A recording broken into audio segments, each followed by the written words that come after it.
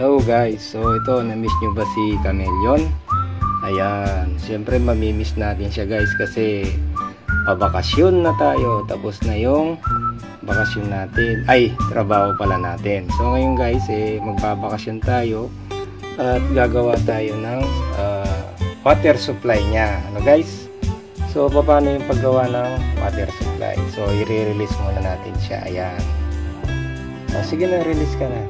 So kasama niya ngayon yung ating tortoise. So ito guys, binigay sa akin ito ng isang lokal na pulot niya to guys. So tapos ito naman binigay din ng isang Indiano doon sa flat nila, doon sa kampo. Tapos ito nakita ko sa parking area, nakabaon to guys, kaya naging tatlo sila. Okay guys, so yan ang aking mga alaga guys. Ngayon paano tayo gagawa ng water supply para sa ating Chameleon kasi pabakasyon tayo. So kailangan natin guys ng isang bote. Ayan, tingnan yung bote guys. Ayan.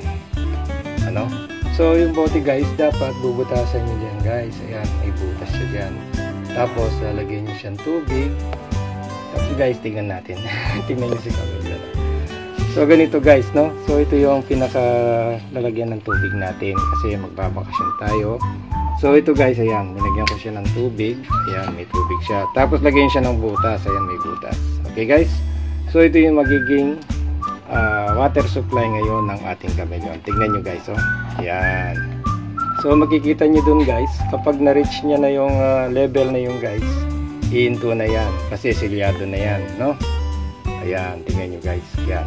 Pag na-reach niya yung level na yan, ayan, uminto na. Ibig sabihin, mamimaintain na yung level niyan dyan. So, yan ang magiging water supply ng ating Chameleon. Natatakot siya guys. O ba, bakit? So, takot na takot siya sa mga kaibigan niya. Ayan ang kaibigan niya. Ayan. Ayan. Bakit ka umakit dyan, Chameleon? Naipit yata yung paa niya. Wait lang. Ayan. Talagang umakit siya guys. So, salamat daw dito sa water supply niya. Yan ang magiging water supply ng ating Chameleon. Okay? Ayan guys. Kasi magpapamasin na tayo.